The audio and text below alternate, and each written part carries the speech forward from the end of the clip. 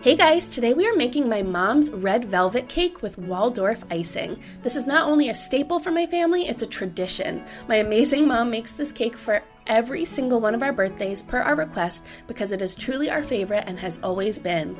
Now it has become a favorite to all of her grandchildren and something we will all continue to pass down. Every time I bite into this cake, I remember all of our birthdays, get-togethers, and special moments that this cake helped celebrate.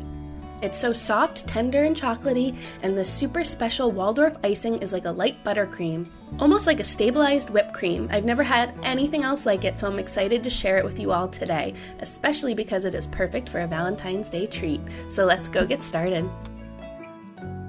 So in the bowl of my stand mixer, I have a half a cup of butter softened, and I'm just mixing that with 1.5 cups of sugar, and we just want to mix it until it's light and fluffy.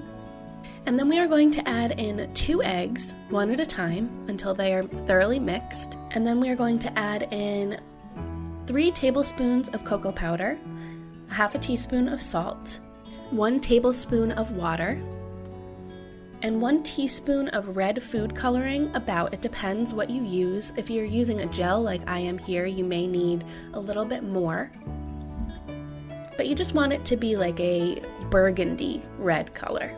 So once that is all mixed together, we are going to alternate adding in 2.5 cups of flour and 1 cup of buttermilk. And if you don't have buttermilk, you can make it with 1 cup of milk and a splash of lemon juice. So then once that is all combined, I am dissolving 1 teaspoon of baking soda with 1 tablespoon of vinegar in a separate bowl. And we just want to add that into the cake mix and fold that into the batter. Now I am dividing this into 24 cupcakes, or it will also make 2 9-inch cakes. And I have my oven preheated to 350 degrees. And for the cupcakes, you just want to bake it for about 20 to 25 minutes. For the cake, about 30, until a toothpick inserted in the center comes out clean. And then we just want to let those cool on a wire rack, and we will get started on our Waldorf icing.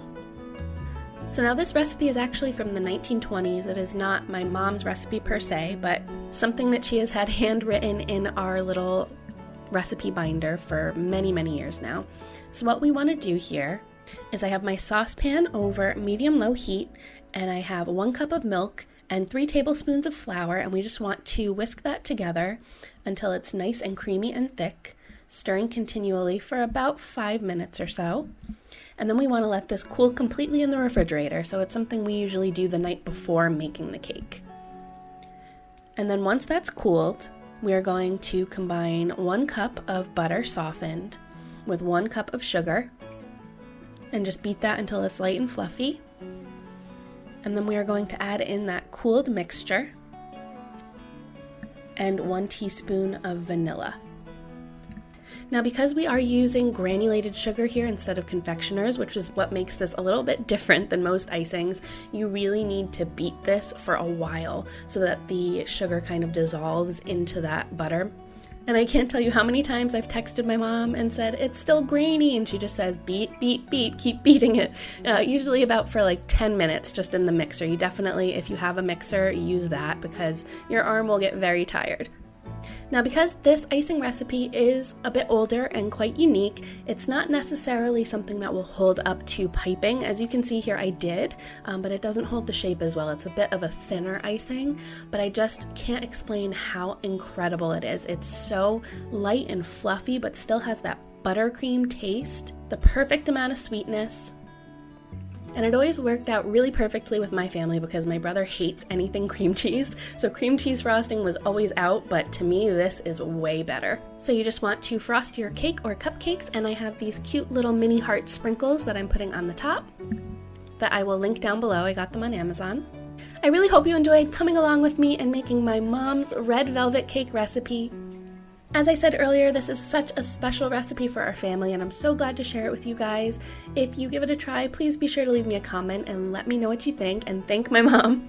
And thank you so much for watching until the end, and we will see you in the next one. Bye!